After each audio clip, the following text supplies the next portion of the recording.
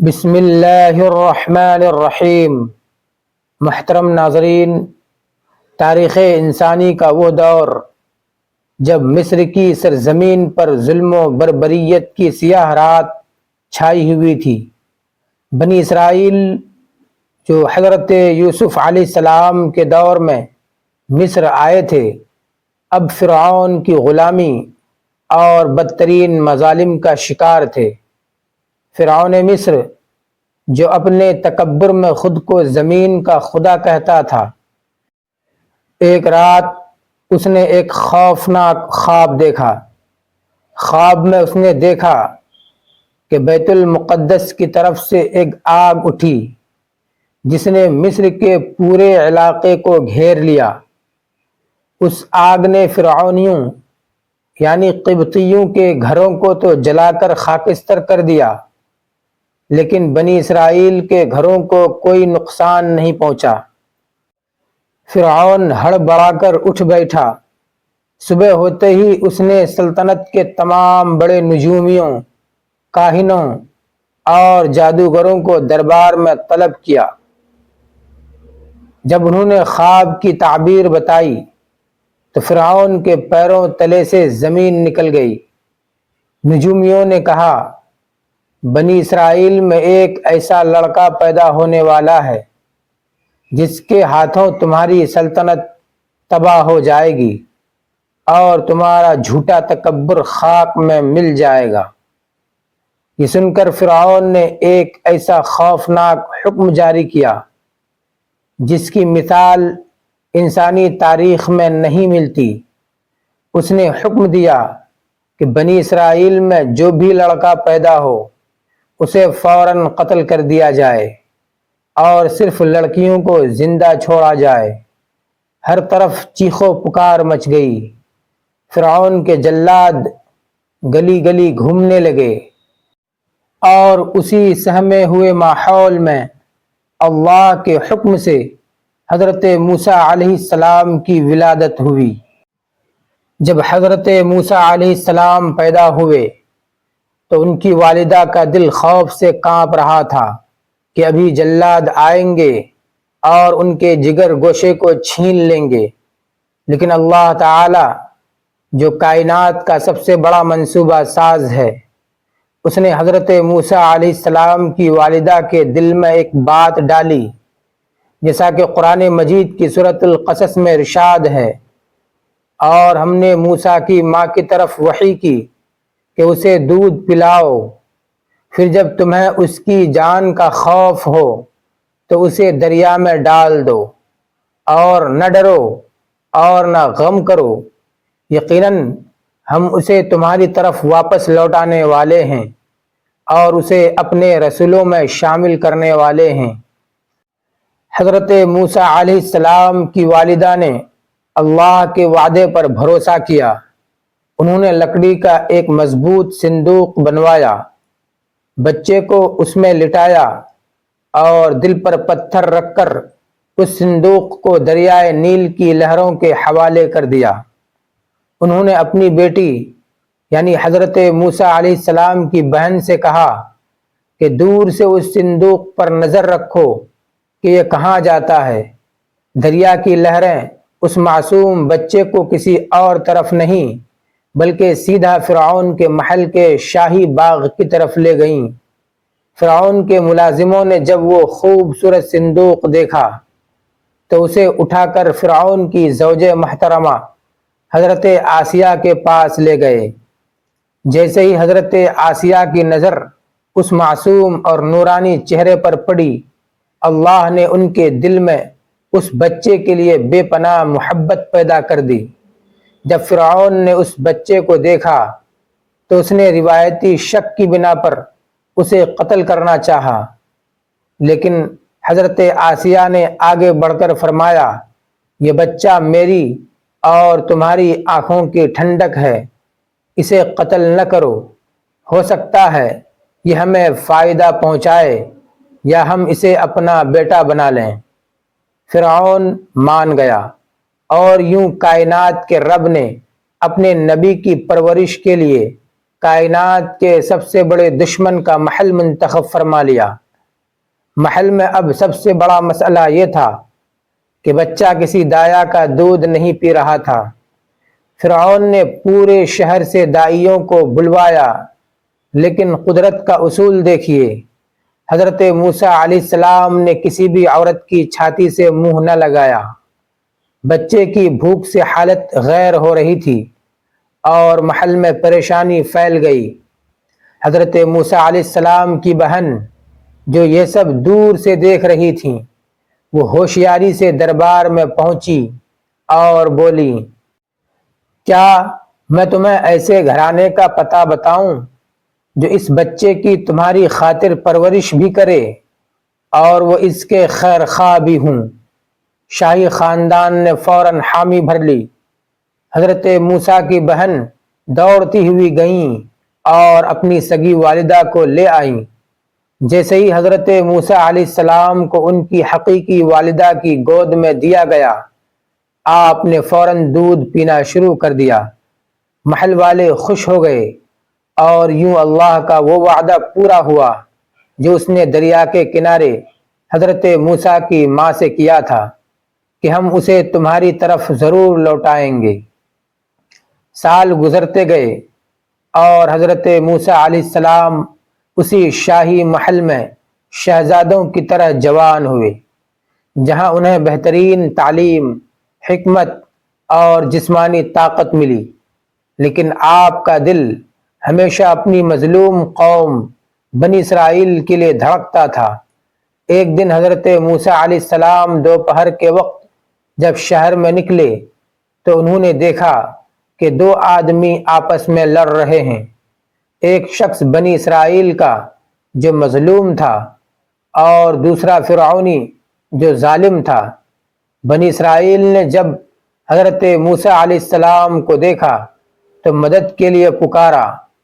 حضرت موسیٰ علیہ السلام نے فرعونی کو پیچھے ہٹانے کے لیے ایک گھونسا مارا، کیونکہ اللہ نے آپ کو بے پناہ جسمانی طاقت عطا کی تھی، اس لیے وہ ایک ہی گھونسے میں وہیں ڈھیر ہو گیا اور اس کی موت واقع ہو گئی۔ آپ کا ارادہ اسے قتل کرنے کا ہرگز نہیں تھا۔ آپ شدید پریشان ہوئے اور بارگاہ الہی میں توبہ کی، اے میرے رب، میں نے اپنی جان پر ظلم کیا، مجھے معاف فرما۔ اللہ نے آپ کو معاف کر دیا۔ اگلے ہی دن فرعون کے دربار میں اس قتل پر ہنگامہ کھڑا ہو گیا اور حضرت موسیٰ کے قتل کا حکم جاری کر دیا گیا۔ اسی دوران شہر کے دور دراز علاقے سے ایک شخص دوڑتا ہوا آیا اور کہنے لگا، اے موسیٰ، دربار کے لوگ تمہارے قتل کا مشورہ کر رہے ہیں، تم فوراً یہاں سے نکل جاؤ، میں تمہارا خیر خواہ ہوں۔ حضرت موسیٰ علیہ السلام بغیر کسی سامان اور سواری کے تنے تنہا مصر سے نکل پڑے اور کڑی دھوپ میں پیدل سفر کرتے ہوئے مدین کی سرزمین پر پہنچے۔ جب آپ مدین کے کنویں پر پہنچے تو دیکھا کہ وہاں چرواہے اپنے جانوروں کو پانی پلا رہے ہیں اور ایک طرف دو شرمیلی لڑکیاں اپنے مویشی لیے کھڑی ہیں، لیکن کنویں پر ہجوم کی وجہ سے آگے نہیں بڑھ پا رہی۔ حضرت موسیٰ علیہ السلام نے آگے بڑھ کر ان سے پوچھا، تمہارا کیا معاملہ ہے؟ انہوں نے کہا، ہم اپنے جانوروں کو اس وقت تک پانی نہیں پلا سکتے جب تک کہ یہ چرواہے یہاں سے ہٹ نہ جائیں، اور ہمارے والد ایک بہت بوڑھے شخص ہیں جو یہاں نہیں آ سکتے۔ حضرت موسیٰ علیہ السلام نے آگے بڑھ کر ان کے جانوروں کے لیے کنویں سے پانی نکالا اور انہیں پلا دیا۔ اس کے بعد آپ ایک درخت کے سائے میں بیٹھ گئے اور اللہ سے دعا کی، اے میرے رب، تو جو بھی خیر میری طرف اتارے میں اس کا محتاج ہوں۔ وہ لڑکیاں جب وقت سے پہلے گھر پہنچیں تو ان کے والد، جو مفسرین کے مطابق حضرت شعیب علیہ السلام تھے، نے پوچھا کہ آج جلدی کیسے آ گئیں؟ انہوں نے ایک مسافر یعنی حضرت موسیٰ علیہ السلام کی مدد کا سارا قصہ سنایا۔ والد نے فرمایا کہ جاؤ اور اسے بلا کر لاؤ تاکہ ہم اس کی مزدوری دیں۔ ان لڑکیوں میں سے ایک انتہائی حیا اور شرم کے ساتھ چلتی ہوئی حضرت موسیٰ علیہ السلام کے پاس آئی اور کہا، میرے والد آپ کو بلا رہے ہیں تاکہ آپ نے جو ہمارے لیے پانی نکالا ہے اس کا اجر آپ کو دیں۔ حضرت موسیٰ علیہ السلام ان کے ساتھ چل پڑے۔ راستے میں آپ کی غیرت اور حیا کا یہ عالم تھا کہ آپ نے اس لڑکی سے فرمایا کہ تم میرے پیچھے چلو اور جہاں راستہ بدلنا ہو وہاں پتھر پھینک کر اشارہ کر دینا تاکہ میری نظر تم پر نہ پڑے۔ جب آپ حضرت شعیب علیہ السلام کے پاس پہنچے اور انہیں مصر کا پورا واقعہ سنایا تو انہوں نے تسلی دی اور فرمایا، ڈرو مت، اب تم ظالم قوم سے نجات پا چکے ہو۔ اس لڑکی نے اپنے والد سے کہا، اے ابا جان، آپ انہیں مزدوری پر رکھ لیجئے، کیونکہ آپ جس کسی کو بھی کام پر رکھیں ان میں سب سے بہتر وہ ہے جو طاقتور بھی ہو اور امانت دار بھی۔ حضرت شعیب علیہ السلام نے حضرت موسیٰ علیہ السلام کی طاقت اور امانت داری کو بھانپ لیا اور فرمایا، میں اپنی ان دو بیٹیوں میں سے ایک کا نکاح تمہارے ساتھ اس شرط پر کرنا چاہتا ہوں کہ تم 8 سال تک میرے پاس مزدوری یعنی مویشی چرانے کا کام کرو، اور اگر 10 سال پورے کر دو تو یہ تمہاری طرف سے احسان ہوگا۔ حضرت موسیٰ علیہ السلام نے اس معاہدے کو قبول کیا اور وہاں امن و سکون کے ساتھ زندگی گزارنے لگے۔ جب مدین میں 10 سال کی مدت پوری ہو گئی تو حضرت موسیٰ علیہ السلام اپنی اہلیہ اور اہل و عیال کو لے کر واپس مصر کی طرف روانہ ہوئے۔ راستے میں رات کا وقت تھا، شدید سردی تھی اور اندھیرا چھایا ہوا تھا، اور آپ کی اہلیہ کو وضع حمل یعنی پیدائش کا درد بھی شروع ہو رہا تھا۔ آپ نے آگ جلانے کی کوشش کی لیکن پتھروں سے چنگاری نہیں نکل رہی تھی۔ اچانک آپ کی نظر دور کوہ طور پر پڑی جہاں ایک روشن آگ چمک رہی تھی۔ آپ نے اپنی اہلیہ سے کہا، تم یہیں ٹھہرو، مجھے آگ دکھائی دی ہے، شاید میں وہاں سے کوئی انگارہ لے آؤں یا مجھے راستے کی رہنمائی مل جائے۔ جب حضرت موسیٰ علیہ السلام اس آگ کے قریب پہنچے تو انہوں نے ایک عجیب منظر دیکھا۔ وہ آگ کسی لکڑی کو جلا نہیں رہی تھی بلکہ ایک سبز اور ہری بھری جھاڑی سے وہ نور چمک رہا تھا۔ جیسے ہی آپ وہاں کھڑے ہوئے، وادی طویٰ کے دائیں کنارے سے ایک گرجدار اور پروقار آواز گونجی، اے موسیٰ، یقیناً میں ہی تمہارا رب ہوں، پس اپنے جوتے اتار دو کیونکہ تم طویٰ کی مقدس وادی میں ہو اور میں نے تمہیں چن لیا ہے۔ پس جو وحی کی جا رہی ہے اسے غور سے سنو، یہ کائنات کے مالک کا کلام تھا۔ اللہ تعالی نے حضرت موسیٰ علیہ السلام کو نبوت سے سرفراز کیا اور ان کی تسلی کے لیے پوچھا، اے موسیٰ، تمہارے دائیں ہاتھ میں کیا ہے؟ آپ نے عرض کیا، یہ میری لاٹھی ہے، اس پر میں ٹیک لگاتا ہوں، اس سے اپنی بکریوں کے لیے پتے جھاڑتا ہوں اور میرے دیگر کام بھی اس سے نکلتے ہیں۔ اللہ نے فرمایا، اسے زمین پر ڈال دو۔ جیسے ہی حضرت موسیٰ علیہ السلام نے لاٹھی پھینکی، وہ فوراً ایک خوفناک دوڑتا ہوا اژدھا بن گئی۔ آپ خوف کے مارے پیچھے ہٹے۔ اللہ نے فرمایا، اسے پکڑ لو اور ڈرو مت، ہم اسے اس کی اصل شکل میں واپس لے آئیں گے۔ پھر اللہ نے فرمایا، اپنا ہاتھ اپنے گریبان میں ڈالو۔ جب آپ نے ہاتھ باہر نکالا تو وہ بغیر کسی بیماری کے چاند کی طرح چمکتا ہوا روشن ہو گیا۔ یہ دو بڑے معجزات دے کر اللہ نے حکم دیا اب فرعون کے پاس جاؤ کیونکہ وہ سرکش ہو چکا ہے۔ جب اللہ نے فرعون کے پاس جانے کا حکم دیا تو حضرت موسیٰ علیہ السلام نے دعا کی، اے میرے رب میرا سینہ کھول دے، میرے کام کو آسان کر دے اور میری زبان کی گرہ سلجھا دے تاکہ لوگ میری بات سمجھ سکیں۔ آپ نے یہ درخواست بھی کی کہ ان کے بھائی حضرت ہارون علیہ السلام کو بھی نبی بنا کر ان کا مددگار بنایا جائے کیونکہ وہ فصیح زبان بولتے تھے۔ اللہ نے یہ دعا قبول فرما لی۔ دونوں بھائی فرعون کے دربار میں پہنچے اور نہایت نرمی کے ساتھ اسے اللہ کی توحید کی دعوت دی اور مطالبہ کیا کہ بنی اسرائیل کو غلامی سے آزاد کرے۔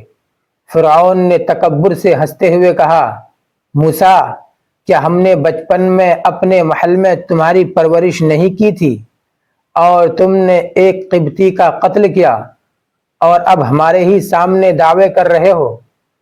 جب حضرت موسیٰ علیہ السلام نے فرمایا کہ میں رب العالمین کا رسول ہوں تو فرعون نے نشانی یعنی معجزہ مانگی۔ آپ نے اپنا عصا پھینکا تو وہ اژدھا بن گیا اور ہاتھ نکالا تو وہ چمکنے لگا۔ فرعون کے درباریوں نے کہا کہ یہ تو صرف ایک جادو ہے، ہم اپنے جادوگروں سے اس کا مقابلہ کروائیں گے۔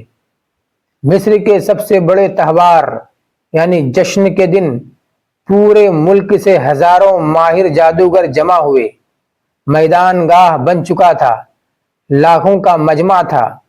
جادوگروں نے تکبر سے کہا، اے موسیٰ پہلے تم پھینکو گے یا ہم پھینکیں؟ آپ نے فرمایا تم ہی پھینکو۔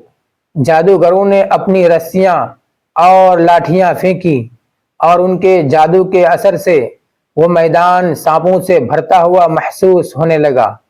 لوگ خوف زدہ ہو گئے۔ تب اللہ نے موسیٰ علیہ السلام سے فرمایا، ڈرو مت، جیت تمہاری ہی ہوگی۔ اپنے ہاتھ کا عصا نیچے پھینک دو۔ جیسے ہی حضرت موسیٰ علیہ السلام نے اپنی لاٹھی پھینکی وہ ایک عظیم الجثہ اژدھا بن گیا اور اس نے جادوگروں کے بنائے ہوئے تمام جھوٹے سانپوں اور رسیوں کو ایک ایک کر کے نگل لیا۔ میدان صاف ہو گیا۔ جادوگر جو جادو کی حقیقت کو خوب جانتے تھے وہ سمجھ گئے کہ یہ کوئی جادو نہیں بلکہ سچا معجزہ ہے اور اسی وقت سجدے میں گر گئے اور بولے، ہم ہارون اور موسیٰ کے رب پر ایمان لائے۔ فرعون تڑپ اٹھا اور چلایا، میری اجازت کے بغیر تم ایمان لے آئے؟ میں تمہارے ہاتھ اور پاؤں مخالف سمت سے کٹوا دوں گا اور تمہیں کھجور کے تنے پر سولی دے دوں گا۔ لیکن ایمان کی مٹھاس چکھنے کے بعد جادوگروں نے جواب دیا، تو جو چاہے فیصلہ کر لے، تو صرف اس دنیا کی زندگی کا فیصلہ کر سکتا ہے، ہم اپنے رب کی طرف لوٹ کر جانے والے ہیں۔ اس بدترین شکست کے بعد فرعون کا ظلم بنی اسرائیل پر مزید بڑھ گیا۔ اللہ تعالیٰ نے مصر پر کئی عذاب بھیجے جیسے ٹڈی دل، مینڈک، خون اور قحط کا عذاب تاکہ فرعون عبرت پکڑے، لیکن ہر بار وہ وعدہ کرتا اور عذاب ٹلتے ہی مکر جاتا۔ آخرکار اللہ نے حضرت موسیٰ علیہ السلام کو حکم دیا کہ رات کے اندھیرے میں بنی اسرائیل کو لے کر مصر سے نکل جاؤ۔ صبح ہوتے ہی جب فرعون کو معلوم ہوا تو وہ آگ بگولا ہو گیا اور اپنے لاکھوں کے لیس لشکر کے ساتھ ان کا پیچھا کرنے نکلا۔ بنی اسرائیل سفر کرتے کرتے جب بحر قلزم سمندر کے کنارے پہنچے تو دیکھا کہ آگے گہرا سمندر ہے اور پیچھے مڑ کر دیکھا تو فرعون کا خوفناک لشکر دھول اڑاتا ہوا چلا آ رہا ہے۔ بنی اسرائیل گھبرا کر چیخ اٹھے، اے موسیٰ ہم تو پکڑے گئے، آگے سمندر ہے اور پیچھے موت۔ لیکن اللہ کے نبی کا توکل دیکھیے۔ حضرت موسیٰ علیہ السلام نے پورے یقین کے ساتھ فرمایا، ہرگز نہیں، یقیناً میرے ساتھ میرا رب ہے، وہ ضرور میری رہنمائی فرمائے گا۔ اسی وقت اللہ کی وحی آئی، موسیٰ اپنی لاٹھی سمندر پر مارو۔ جیسے ہی آپ نے لاٹھی ماری، سمندر کے بیچ میں سے پانی دائیں اور بائیں پہاڑ کی طرح کھڑا ہو گیا، اور بنی اسرائیل کے 12 قبیلوں کے لیے 12 خشک اور محفوظ راستے بن گئے۔ بنی اسرائیل تیزی سے سمندر پار کر گئے۔ جب فرعون اپنے لشکر سمیت وہاں پہنچا تو اس نے دیکھا کہ سمندر کے بیچ راستے بنے ہوئے ہیں۔ اس نے تکبر میں اپنے گھوڑے اسی راستے پر ڈال دیے۔ جب فرعون کا پورا لشکر سمندر کے بالکل بیچوں بیچ پہنچ گیا تو اللہ نے سمندر کو حکم دیا، مل جا۔ پانی کی بڑی بڑی لہریں آپس میں مل گئیں۔ فرعون کا پورا لشکر، ہاتھی، گھوڑے اور اوزار لہروں کی نظر ہونے لگے۔